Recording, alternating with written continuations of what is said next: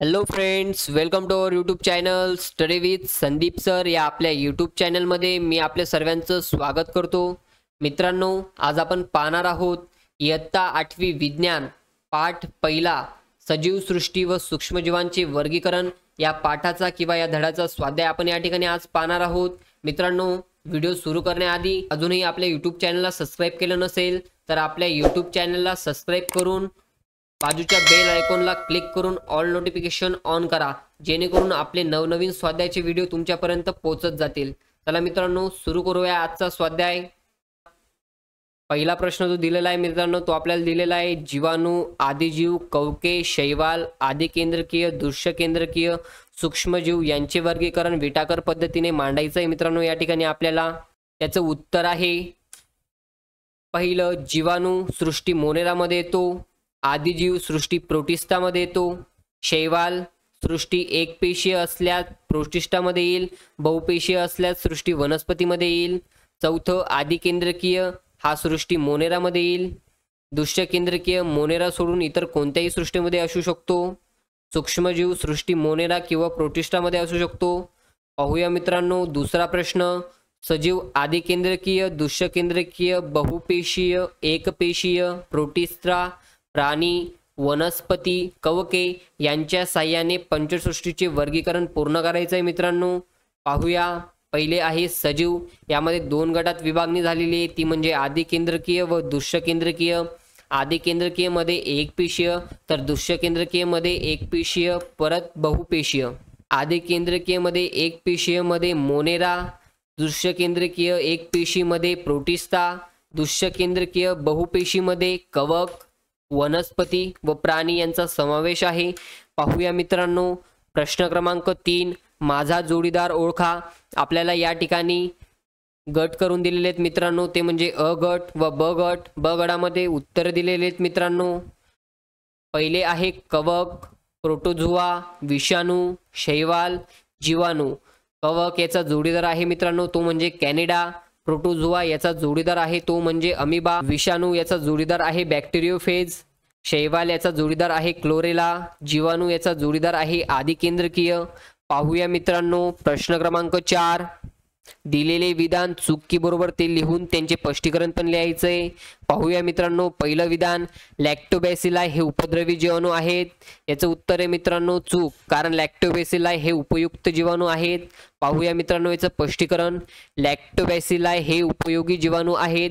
दुधाचे दही बनवण्यासाठी त्यांचा वापर केला जातो. शिवाय इतर दुग्धजन्य पदार्थ तयार करताना लॅक्टोबॅसिलाई वापरतात. पाहूया मित्रांनो दुसरं विधान, कवकांची पेशीभित्तिका कायटिन पासून बनलेली असते. याचं उत्तर आहे मित्रांनो बरोबर. याचं स्पष्टीकरण आहे मित्रांनो, वनस्पतींच्या पेशींची पेशीभित्तिका ही सेल्युलोज पासून बनलेली असते, मात्र कवकांची पेशीभित्तिका ही कायटिन या जटिल शर्करेपासून बनलेली असते.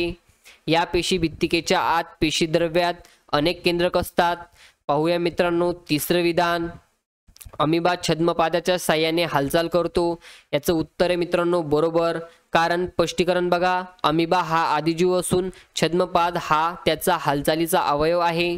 पाहूया मित्रांनो चौथा विधान, प्लाझ्मोडियममुळे अमांश होतो. याचं उत्तर आहे मित्रांनो चूक. स्पष्टीकरण बघा, प्लाझ्मोडियममुळे मलेरिया होतो तर अँटमिबा हिस्टोलिटिकामुळे अमांश होतो मित्रांनो. पाहूया मित्रांनो पाचवा प्रश्न, टोमॅटो विल्ट हा जीवाणूजन्य रोग आहे. याचं उत्तर आहे मित्रांनो चूक. याचं स्पष्टीकरण पाहूया, टोमॅटो विल्ट हा जीवाणूजन्य रोग आहे. या रोगाचे विषाणू वनस्पतींचा संसर्ग करतात. पाहूया मित्रांनो पुढचा प्रश्न, प्रश्न क्रमांक 5, उत्तरे लिहा. याच्यातील पहिला प्रश्न, विटाकर वर्गीकरण पद्धतीचे फायदे सांगायचे. पाहूया याचं उत्तर, रॉबर्ट विटाकर यांनी सजीवांचे वर्गीकरणाची पंचसृष्टी पद्धत ही पुढील कारणांमुळे वैज्ञानिक व नैसर्गिक वाटते. सजीवांच्या वेगवेगळ्या गटांच्या संघ पद्धतीने केलेल्या वर्गीकरणामुळे ही पद्धत मोठ्या प्रमाणात अवलंबली जाते. आदिकेंद्रकीय वेगळ्या एका सृष्टीत विभाजित करणे सोयीस्कर ठरते, कारण ते उत्पत्तीनुसार इतर सजीवांपासून वेगळे असतात. युग्लिनांसारख्या सूक्ष्मजीवांचे कुठल्या सृष्टीत विभाजन करावे यांसारखे प्रश्नांची उत्तरे ही एकपेशीय दृश्यकेंद्रकीयांच्या प्रोटिस्टा या सृष्टीत विभाजन केल्याने मिळाली. कवक वेगळ्या एका सृष्टीत विभाजित केल्याने वर्गीकरणाचा अभ्यास सोयीस्कर ठरतो, कारण कवक हे इतर आदिकेंद्रकीय उदाहरणार्थ आदिजीव व शैवाल यांपेक्षा पूर्णपणे वेगळे आहेत. पाहूया मित्रांनो दुसरा प्रश्न. विषाणूंचे वैशिष्ट्य सांगायचे आहेत आपल्याला या ठिकाणी. त्यामध्ये सर्वात पहिले आपल्याला आकार दिले आहेत मित्रांनो. 10 NM ते 100 NM पर्यंत त्यांचा आकार असू शकतो. पाहूया याचं उत्तर. विषाणू हे सूक्ष्मजीव साधारणतः 10 NM ते 100 NM इतक्या सूक्ष्मतेचे असतात. त्यांना सजीव निर्जीवांच्या सीमारेषेत धरले जाते. विषाणू हे जीवाणूंच्या 10 ते 100 पटीने लहान असून फक्त इलेक्ट्रॉन सूक्ष्मदर्शिकेनेच दिसू शकतात. सामान्यतः त्यांना सजीव मानले जात नाही, परंतु ते स्वतःप्रमाणे प्रतिकृती तयार करू शकतात. विषाणू स्वतंत्र कणांच्या रूपात असतात. डिऑक्सिरायबोन्यूक्लिक आम्ल किंवा रायबोन्यूक्लिक आम्ल यांपासून विषाणू बनतात. ते लांबलचक रेणू असून त्यांना प्रथिनांचे आवरण असते. विषाणू केवळ वनस्पती व प्राण्यांच्या जिवंत पेशीतच राहू शकतात. ज्यावेळी विषाणू संसर्ग करतात त्यावेळी ते या यजमान पेशींच्या मदतीने स्वतःची प्रथिने तयार करून स्वतःच्या असंख्य प्रतिकृती निर्माण करतात. पाहूया मित्रांनो तिसरा प्रश्न. कवकांचे पोषण कसे होते? हरितद्रव्ययुक्त वनस्पतींप्रमाणे कवकात कार्बोहायड्रेटांची निर्मिती होत नाही. प्राणी व सूक्ष्मजंतूप्रमाणे त्यांना पण तयार अन्न लागते. कवके ही मृतोपजीवी असून ते कार्बनी पदार्थांपासून अन्न शोषण करतात. कवकांच्या पर्यावरणातील सेंद्रिय संयोगातून पोषण मिळण्याचे वैशिष्ट्य त्यांचे पर्यावरणातील महत्त्व दर्शवते. पाहूया मित्रांनो चौथा प्रश्न. मोनेरा या सृष्टीमध्ये कोणकोणत्या सजीवांचा समावेश आहे तो आपल्याला या ठिकाणी सांगायचा आहे मित्रांनो. त्याचं उत्तर आहे मोनेरा या सृष्टीमध्ये सर्व एकपेशीय सूक्ष्मजीवांचा समावेश होतो. हे सर्व सूक्ष्मजीव आदिकेंद्रकीय असून पटलबद्ध केंद्रक किंवा यांना पेशीअंगके नसतात. स्वयंपोषी किंवा परपोषी प्रकारचे पोषण पद्धती यांमध्ये आढळून येतात. सर्व प्रकारचे जीवाणू व नीलहरित शैवाल मोनेरा या सृष्टीमध्ये मोडतात. पाहूया मित्रांनो प्रश्न क्रमांक 6. ओळखा पाहू मी कोण. यामधील प्रश्न पहिला. मला केंद्रक प्रद्रव्य पटल किंवा पेशीअंगके नसतात. तर आहे मित्रांनो मोनेरा मधील सजीव. पाहूया मित्रांनो दुसरा प्रश्न. मला केंद्रक प्रद्रव्य पटल युक्त पेशीअंगके असतात.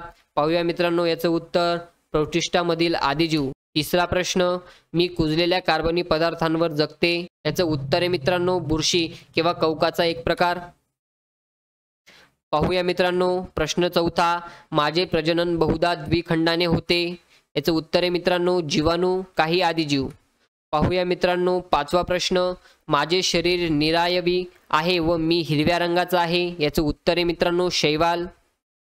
पाहूया मित्रांनो सहावा प्रश्न. मी माझ्यासारखी प्रतिकृती निर्माण करतो. उत्तर आहे मित्रांनो विषाणू. विषाणू हा स्वतःसारखी प्रतिकृती निर्माण करू शकतो मित्रांनो. पाहूया मित्रांनो प्रश्न क्रमांक 7. अचूक आकृत्या काढून त्यांना नावे द्यायची आहेत. त्यामध्ये पहिला प्रश्न आहे जीवाणूंचे विविध प्रकार सांगायचे आहेत व त्यांच्या आकृत्या काढायच्या आहेत मित्रांनो. पाहूया आपल्या स्क्रीनवर आकृती दिलेली आहे मित्रांनो. पहिली आहे गोलाणू, दंडगोलाणू, दंडाणू, स्वल्पविरामकृती, सल्पिलाकार. या ज्या आहेत ह्या जीवाणूंच्या विविध प्रकार आहेत मित्रांनो. पाहूया पुढची आकृती. पुढची आकृती दिलेली आहे आपल्याला ती म्हणजे पॅरेमॅशियमची. त्याची आकृती आपल्या स्क्रीनवर आहे मित्रांनो. त्यामधील काही घटक सिलिका, रिक्तिका, पेशीकणा, सूक्ष्म केंद्रक व पेशीद्रव्य ही आकृती पॅरेमॅशियमची आहे मित्रांनो. पाहूया पुढची आकृती. ती म्हणजे बॅक्टेरियोफेजची मित्रांनो. तर बॅक्टेरियोफेजची आकृती काही अशा प्रकारची असते मित्रांनो. त्यामध्ये head, collar, sheath, tail fibre दिलेले मित्रांनो. म्हणजेच काय तर या ठिकाणी बघा आपल्याला जे हेड दिसते या ठिकाणी DNA साठा असतो. या ठिकाणी DNA असतो.